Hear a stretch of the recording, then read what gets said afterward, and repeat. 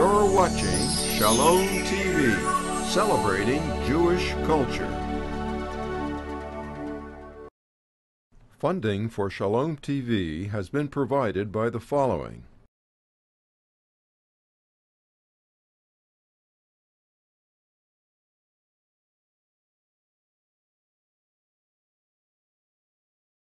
And by viewers like you.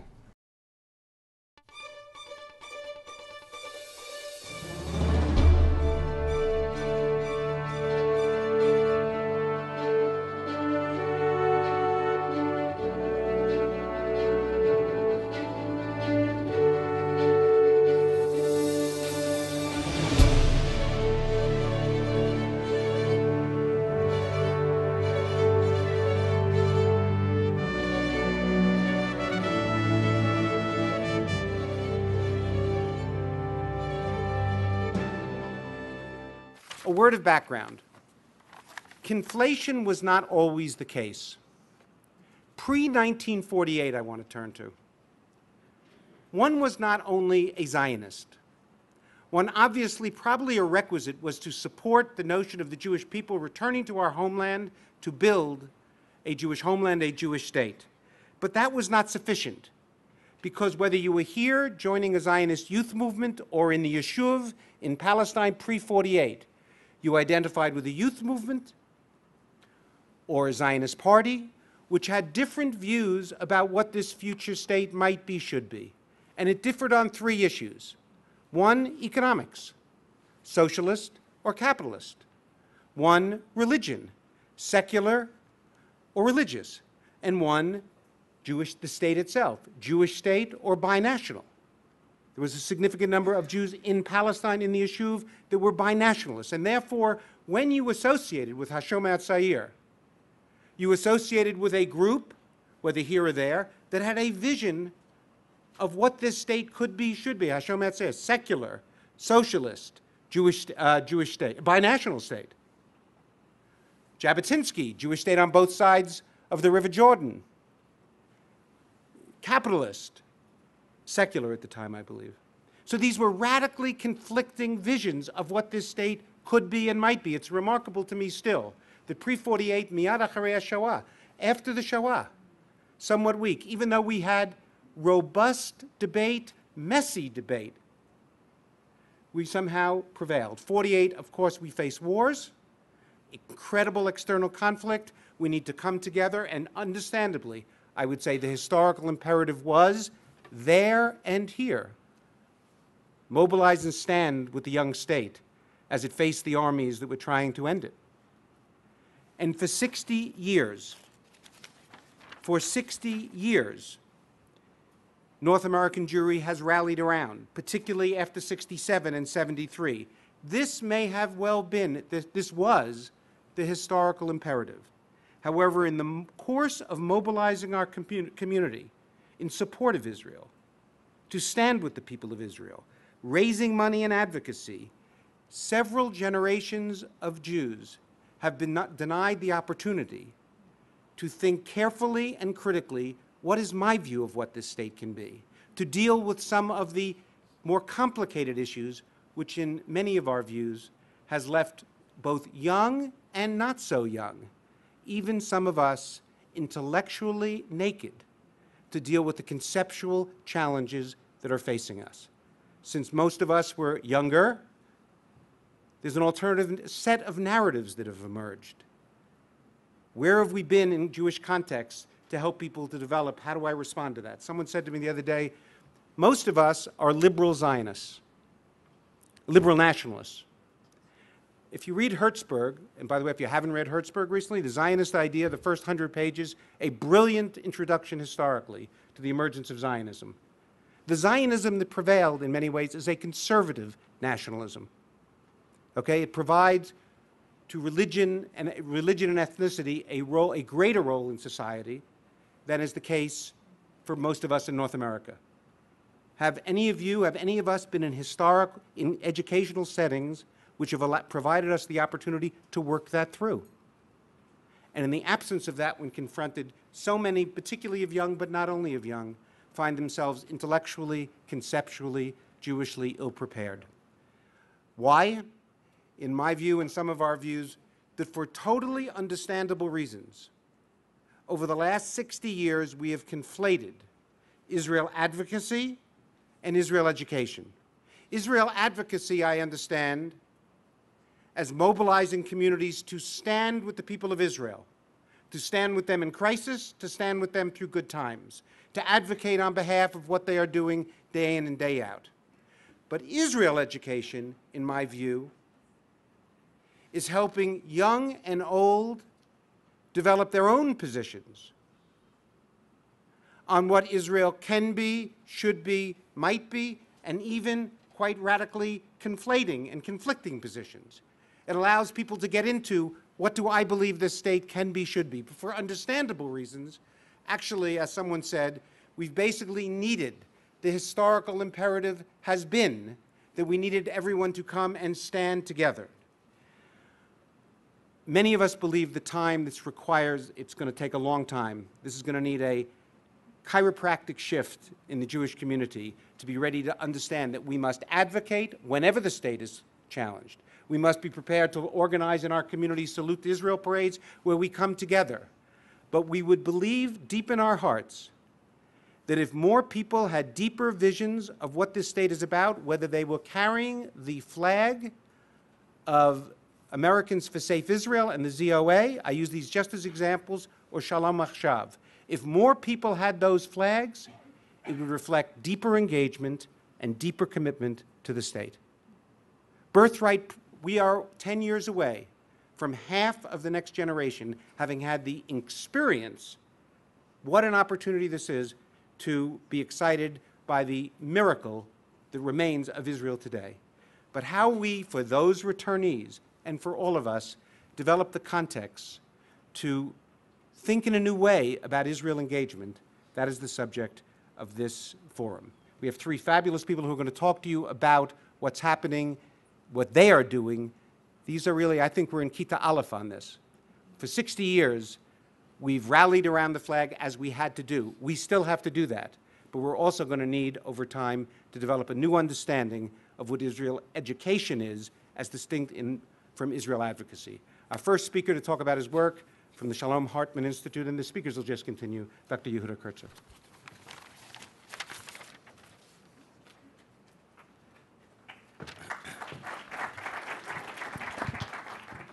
So first of all, I want to thank you, John, not only for the introduction, but on behalf of the field. You've been speaking about this for several years now. And for those of us who are trying to work in this field of serious Israel engagement and Israel education, you've laid a principled framework for us for some years now that has actually been very useful in helping us think through how we want to take up the charge that you've described. You know, everybody in the Jewish community wants to go after those folks who are not in the door yet. And we said, actually, we'd like to start with the folks who are already in the room, who we called the troubled committed, folks who are still around the table, who still come to synagogues, who are still going to show up to an adult education class, but are starting to ask serious questions that we as a community have not come up with great answers for. We hovered on 5 major subjects. Peoplehood, understanding the Jewish people as a people and as a nation and what that means. Secondly, what does sovereignty mean for the Jewish people? Right? It's one thing to just be a people without a land. What does it mean to be a people with a state? Third, what is a Jewish narrative of power, and what are the ethics and values that come out of Jewish tradition that inform how that power is supposed to be exercised? Fourth, democracy. How do Jewish values and democratic values coexist? Where do they conflict? And when they do, how do we sort through those problems? And fifth, and perhaps the biggest, values. How can Israel be a values nation? And that is to say, what are the values from Jewish tradition that we should surface and prioritize and make important in the process of building an aspirational Jewish state? There are subcategories to all of these questions of morality of war and occupation, but the idea was to start with these core questions, work with populations who are perhaps already in the door in the Jewish community, and then start, as we already are doing, to roll this out to other populations, learning all the while what different methodologies and messages need to be brought to different populations. But this original product, which we turned into a 9-part DVD series as an adult education curriculum, primarily for use in synagogues, hillels, and JCCs, has gone, to use a technical term, gangbusters. We have, the curriculum is being used already in 46 congregations. In one congregation in Toronto, and Liz may speak about this a little further, the rabbi advertised that he was going to teach this curriculum, and 80 people signed up to study the course. They said they've never had an adult education enrollment like this. There are 3 rabbis in Metro West New Jersey, a Reform, Orthodox, and Conservative rabbi, who are teaming up to teach this issue, teaching the curriculum and rotating around their different synagogues. It doesn't happen in general in Jewish life, certainly not around issues of this kind of complexity. So we are starting to see the rollout of this material, and our next phase is to also start working more collaboratively and immersively with other Jewish institutions to take the conceptual ideas behind this project and turn it into an educational curriculum that could be of use in these contexts. I'll give you one last sentence, and then I'll turn over to Yonatan. And it goes back to your comment about Birthright Israel. We believe, and to quote my colleague in Israel who works with me on this project, Professor Gil Troy, that what Birthright Israel is doing is animating a certain poetry around Israel for young Jews, and we still need to supply the prose. So thank you. All of those have been involved in this. I have to tell you, for the work of Makom since we started 5 to 6 years ago, sometimes it's felt like we were playing a shepherd's flute in the midst of a rock concert. And to see this gathering here and see these collaborations that can emerge gives me a sense that we're on the right path. What I'm going to try and do in the few minutes that I have is to lay out for you the kinds of frameworks that we have that underlie the work that Makom's done with 1,200 educators that have been through our various different programs, 140 institutions, loads of 700 educational units, most of which is available to you on the web, makomisrael.org. I want to look at what is the conceptual basis of this work, the way that we've come to understand it. There's so much noise about Israel in our world, especially if you're that troubled, committed person, or that loyal critic, or even that person that's intermittent participant in Jewish life. The noise from the Israeli government, the noise from the Israeli opposition, party number 1, party number 2, 3, 4, 5. Then the noise from the US media, the noise from the Federation campaign, from AIPAC, from J Street, from the film and cultural experiences, from Birthright, from Masap, Israel programs, and none of that's to mention Rabbi's sermons. Noise about Israel. It's a cacophony. James Carville, the political consultant analyst, was once in Israel helping to advise an election campaign, and he described it as follows: Israel is politics on Viagra. If you want to get inside the Israel story, if you want to get inside Israel in real life as it's played out in Israel, in real life as it's played out in each of us, wherever we existentially have decided to live, have to come to grips with this notion of politics. And politics, by definition, is a muddy, murky kind of game. It's one of the features of Jewish sovereignty. So there's masses of noise. Just as a brief sidebar, James Carville also advised Ehud Barak on his prime ministerial campaign, and his best advice to him was to go after the Jewish vote. Israel education rests on the assumption that as well as the noise, a Jew needs quiet.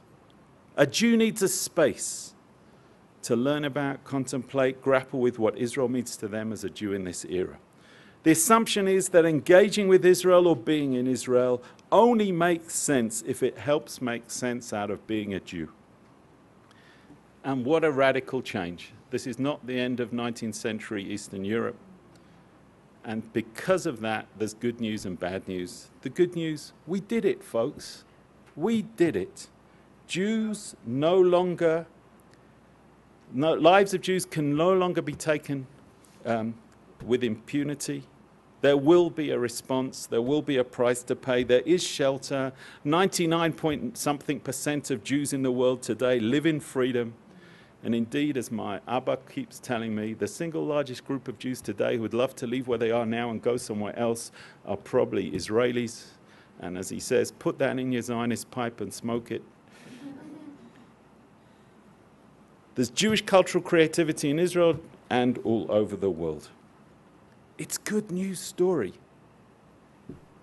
But there is the bad news that John alluded to, that apparently so many Jews here in North America, and we have to say in Israel and all over the world, are just not that interested.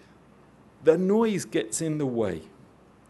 Israel, in some sense, gets in the way. It's an obstacle. Yet this isn't a crisis to be saved, it's a challenge to be joined. And the conception that we've been using to drive our work is the conception from the verse of the Hatikvah at National Anthem, Liot Am Chofshi Ba'atzenu, to be a Jew in our own land. Because it has embedded in it the 4 key ideas that any human being, particularly once you come to some level of maturity, has to be able to grapple with and deal with and come out the other end with some kind of sense of what you want to do with this. The first, to be, Liot. Paradoxically, in light of Israel's enemies, Israel has enabled the Jews to be, as a people, to just be. Obviously, the need was with greater force after the Shoah to defend ourselves, to not be reliant on others. But as Muki Tzor, the veteran educator, taught me in my first course to be a madrich, when a group of us 16-year-olds were sitting around the midnight fire, wondering about the meaning of life, he turned around to us and said, just chill out. Let it be. And then he leaned forward and said, if you want a tree to grow, don't pull it out of the ground every day and examine the roots. Leave it. Let it be. Let it be. Vernon Baker said, where is home? Home is where the heart can laugh without shyness. Home is where the heart's tears can dry at their own pace. The Jewish people needs a home in those senses too. Secondly, people.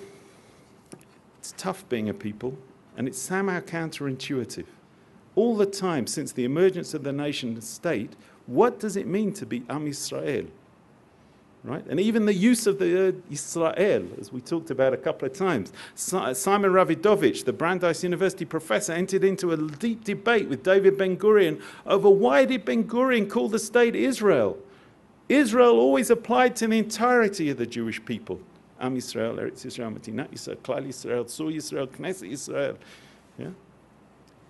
Applied to the entirety. Why was it siphoned off?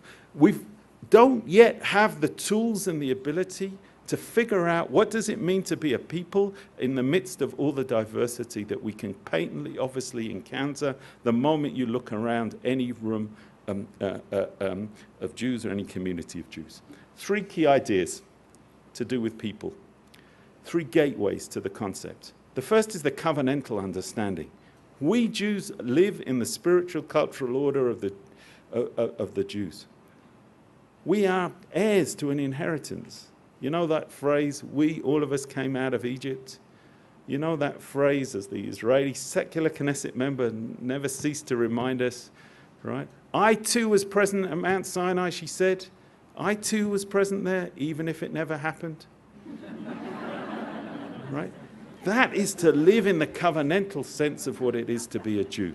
The second sense is the peoplehood sense, which is most commonly understood today, the communitarian sense. That somehow we horizontally, those living today, are somehow all responsible one to the other. It's a profound notion. It's a profound notion. How do we do that in the midst of the diversity that we have? How do Israelis begin to understand what that means to take responsibility for you folks? What does that mean? How do we get there? And the third is the understanding of Jewish peoplehood, which is the cosmopolitan understanding. We, the Jews, as a collective, acting together in the non-Jewish world. Usually we've understood what does it mean to be a people only as the second, the communitarian. I think the smart move says add the covenantal and the cosmopolitan to it as well, and let the debate flourish as to how that's meant to be. Third, To be free. To take responsibility for all things. Yehuda mentioned it, and I think it's absolutely critical. To take responsibility for health policy. To take responsibility for welfare, for education, for defense. Take responsibility for all citizens, Jewish citizens and non-Jewish citizens. What does that mean for Israel? And what does that mean if you're a Jew living here? We are free to craft our narratives that build on what has gone before. We're free to experiment. These things will obviously inevitably critique what has gone before, but they'll be built on what's gone before, and they'll have to address some of the wonderful challenges we have ahead of us as a people. We need to remember we cannot rob ourselves, but also our young people, of the opportunity to do it in their own way, to climb their own mountain, to not do it the way that we've done it. What does that mean for Israel? And what does that mean if you're a Jew living here? We are free to craft our narratives that build on what has gone before. We're free to experiment. These things will obviously inevitably critique what has gone before, but they'll be built on what's gone before, and they'll have to address some of the wonderful challenges we have ahead of us as a people. We need to remember we cannot rob ourselves, but also our young people, of the opportunity to do it in their own way, to climb their own mountain, to not do it the way that we've done it. It's a sense in which, to be free, you have to acknowledge the shift that's necessary from Zionist hardware to Jewish software as to what's going to drive us forward. Lastly, the sense of our land. It's tough. The place of Israel in Jewish identity, the place of place in Jewish identity. In what sense has American Jewry built a sense of place for itself and its own understanding of who American Jews are, or any other Jewish community? Is it an existential upset if Jews no longer live in a particular town in America? As long as they're no longer there because of anti-Semitism, and as long as they're no longer there because of assimilation. If they move to another country, is there a problem with the Jewish community of place X? If the Jews disappear somehow from places in the land of Israel, it feels like it's different.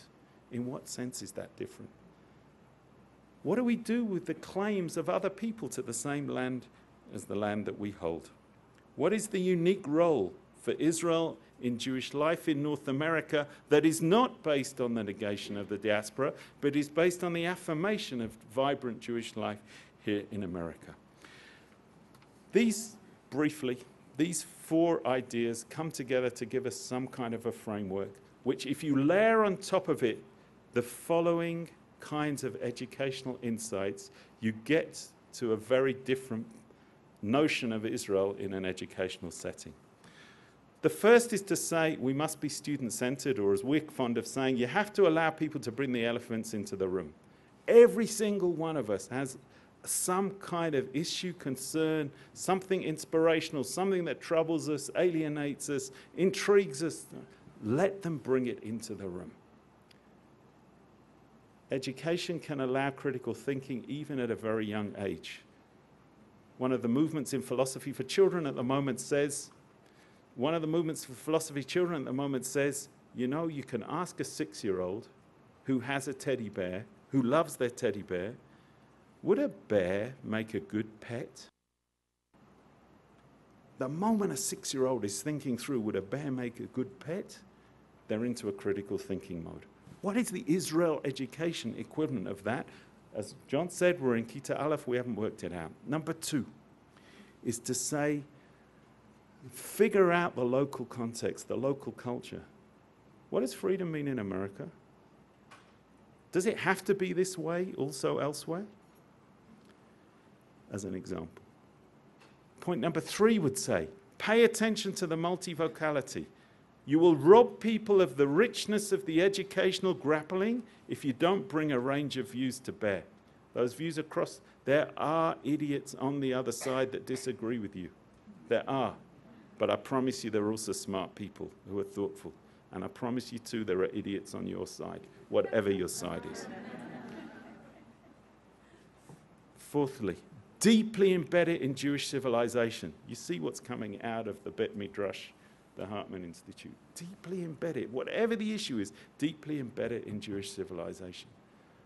Let it flourish. The issues flourish from deep within. What does it mean to treat the stranger in your midst? What does it mean to take responsibility for things? We've got echoes in Jewish tradition that can allow us to do it. And fifthly, education today, Israel education today, is most akin to something in citizenship studies in many ways. And in that sense, it has an active component to it. It calls upon us to provide all sorts of thrilling options to be actively engaged. Beyond hasbara, beyond fundraising, beyond visiting, those things included. It's a tall order, but it's genuine, risky, and real. Thank you. I'm going to spend a few minutes talking about our experience in Toronto, and in a very short time try to give you a little bit of a background of a picture of Toronto, some of our challenges. I want to highlight the factors that led to Israel engagement initiatives in our community, outline the goals of our Israel engagement committee, and describe our experience with both of the organizations from whom you've just heard, with whom we partner in programs in Toronto through Federation. First of all, Toronto is a community of approximately 200,000 Jews. We represent over 50% of Canadian Jewry. We're the 8th largest Jewish community in North America. We have a thriving, engaged Jewish community. By any marker, we are engaged, we are committed, we are involved. Although I say we're 8th largest, our UJA campaign ranks 4th and approaching 3rd in North America. Our synagogue membership, which even surprises me by last statistic, is something over 75%, although far few of those people actually attend services. Our intermarriage rate is about 15%. It's higher, obviously, in the non-Orthodox community, where it's between 20 to 25%. We have over 30% of the eligible cohort enrolled in day schools. We have 50% receiving some form of formal education. Federation is a significant funder of Jewish identity programming. We fund over $3 million a year in identity programming, exclusive of our funding to day schools, which is over $10 million a year. Our our communal formal Jewish education budget, that's our day school budget, is in excess of $100 million a year. So by any measure, you would think this is a community that has succeeded and that understands the issue. Despite our successes, Federation recognized that affiliation is a key strategic priority, not only for the future of Federation and UJA itself, but for the Federation, for the future of our Jewish community. We understood that Israel is an essential affirming component of Jewish identity, and is therefore strategically critical to increasing Jewish affiliation in the Greater Toronto Area. At the same time, we recognize that even in our community, there is a declining support for and identification with Israel, particularly among our youth. We had to acknowledge that our educational system has not allowed for mature, complex, and nuanced discussion of the realities of Israel. The lack of focus on Israel education in our schools has led to concerns that our students are often disillusioned by what they view as a simplistic approach to their Israel education and are not adequately prepared for the challenges they face on university campuses. Our students are neither motivated nor equipped to defend Israel effectively. So before they can advocate, they need something far more basic. They have said to us, if you are not prepared to engage us in the discussion of Israel issues in the safe environment of our schools and our synagogues, how can you expect us to be prepared to advocate on behalf of Israel in the more hostile environment we face on university campuses? We have to recognize that reality, and before we can impose upon them the expectation of engaging in advocacy on the front lines, they have to be prepared. And we have to prepare them through every avenue, every portal that we are able to do. This kind of recognition led to the creation of an Israel Engagement Committee within our federation. The mandate of that committee is to build an Israel-engaged community through the provision of experiential education, professional development, and institutional change strategies. It is intended to equip institutional leaders and educators to create a variety of innovative access points to allow for and encourage a diverse, real, and sophisticated conversation and understanding of Israel and its many roles in Jewish life. It is doing this through merging education with identity building, developing multiple portals to engage Jews, and widening the conversation around Israel to one based on the Makom model of hugging and wrestling. Its goal is to empower all Jewish institutions across the community to become, quote, Israel engaged, not only in the areas of formal and informal Jewish education, but in religion, in travel and culture, and so to integrate Israel into the very vision and mission and overall programming of each participating institution. Its success will be measured by the engagement of individuals, institutions, and the overall community, leading to a deeper and broader engagement with Israel and Jewish affiliation in Toronto. So what's our experience? We started with Makom Young Emissaries program in 2007 with 2 emissaries and 3 participating institutions.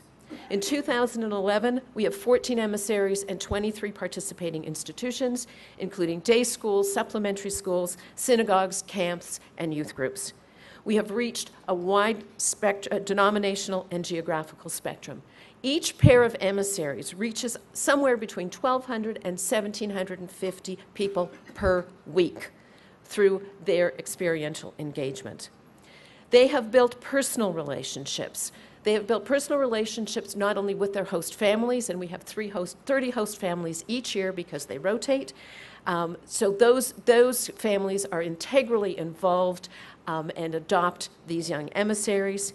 There have been personal relationships developed not only with the Israel Engagement Committee and Representative Federation, but all of those lay and professional leaders within the participating institutions with whom they engage. Not only that, the lay and professional leaders within the participating institutions have created an ongoing new range and depth of participation and engagement. The program has created an engaged and professional development opportunity for institutional leaders. They have developed their own professional community of learning and practice centered around Israel education, which includes an annual trip to Israel to choose the emissaries who participate in the program and allows them to engage in personal and professional growth and study. This program has enhanced relationships among the participating institutions along denominational lines and across denominational lines because institutions share emissaries and they necessarily have to collaborate. So what we've seen is a level of cooperation that is surprising even within denominations that we have not heretofore experienced. In addition, we have seen enhanced relationships between those institutions, synagogues, schools, camps, youth groups, and federation, because the engagement goes beyond the old model of funding and strict capacity building to create a medium through Israel engagement to engage a much broader agenda and involvement on a multi-institutional basis. The program has encouraged changes in pedagogy and curricular content to meet the challenges that we all face in Israel engagement. This program has reached more individuals than any other Federation-funded identity program. We are looking to, with the participation of Makom and the Jewish Agency, we are looking to expand it and roll it out and morph it into transforming institutions, which we're now involved as the second part of the program, currently working with 2 schools and 2 synagogues, to embed the program in every aspect of those institutions. It is our hope over the next period of 5 to 7 years to expand that process across all of the wide potential institutions in Toronto. And it has been a terrific experience. The students love the Shinshinim, the teachers love the Shinshinim. They participate in communal events. They are real emissaries, and they provide an added benefit because they experience life in Canada. They experience life in an engaged Jewish diaspora community. They become then emissaries for diaspora Jewry in Israel in their leadership roles in future years. And it's a huge benefit that we also need to recognize as having benefit for us as they become spokespeople on our behalf within the Israeli framework.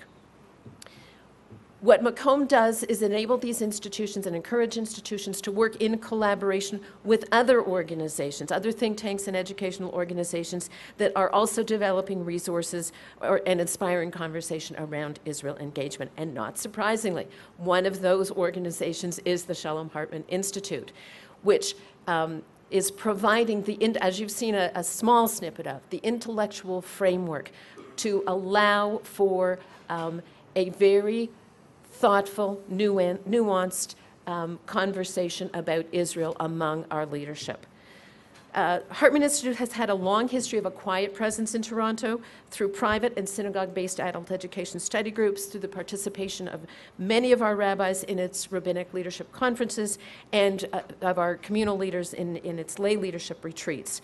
Last year, we began a partnership of the Federation and the Hartman Institute to deliver programming targeted to our communal leadership, while it simultaneously developed and initiated the I Engage DVD series that you saw. We started a program for Federation leadership, which included our board members, members of our Israel Engagement Committee, members of our Israel and Overseas Committee, other communal leadership, which walked us through the I Engage curriculum. This was, I have to say, as a participant in the program, an aha moment for many seasoned leaders in our community to say, we can now approach the conversation differently. We also used the program for other lay leaders, including, among other people, our leadership development participants who represent, among other people, incoming agency, school, and synagogue lay leaders. So the message is being transmitted on a variety of levels at the same time. Also going out to women's philanthropy, and at the same time an educators program which overlaps and supports the Makom initiatives. Same series provided for heads of school, Jewish educators, lead teachers, representatives in both the day and supplementary school system, so they can take this curriculum and then adapt it. One of the key benefits of this program and real successes for our community is the adaptation of this curriculum for use in our grade 12 community high school Israel education program, which for the first time will provide them the real opportunity to engage in this kind of educational discussion as a precursor to what they will face in the coming years. It's an enormous step forward. We could not have achieved it without the Hartman program, without the educators having been engaged in conversation, and without the support of the Israel Engagement Initiative that provided the impetus for this kind of initiative. At the same time, one last minute, the I Engage program, the DVD series, was piloted in one synagogue last year. It's been rolled out in a number. It's a hugely successful adult education program because it allows the conversation to take place at a highly intellectual level, within each synagogue that participates with trained facilitators, excellent, really excellent materials, and it just simply expands the conversation to a whole other level. So we are very grateful to have the opportunity to partner with these organizations. We're at early stages. We see huge opportunities going forward. We see our community perhaps as a model that other communities can emulate. We've got terrific partners. We're always looking for new opportunities to enhance the level of conversation and to provide a model for thoughtful civil discourse that embraces different points of view, different perspectives, but creates a forum for serious conversation. So with that, thank you to you. I know the hour's late, so I'm going to make, and I apologize for that, 2 quick comments, and then we'll see if we're going to break at 25. That's 3 minutes. One, when I gave a speech at one point calling for the delinking of Israel advocacy, which we still need in Israel education, a colleague who reviewed the text said, do you understand?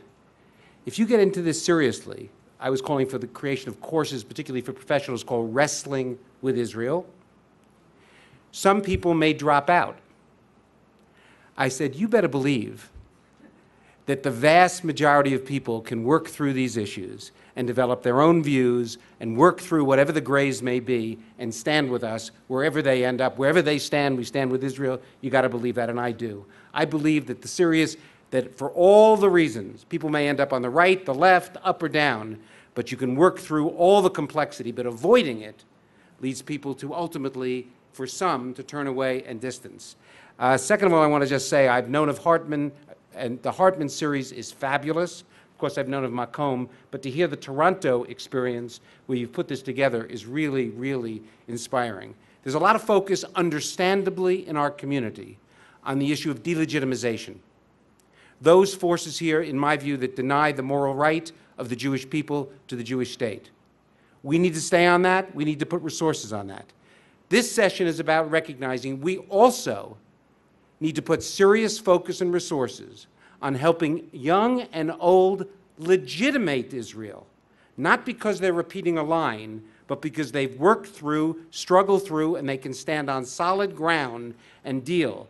If we are able to create larger segments in our own community who can stand, who really have the intellectual, conceptual equipment, it will have extraordinary impact beyond.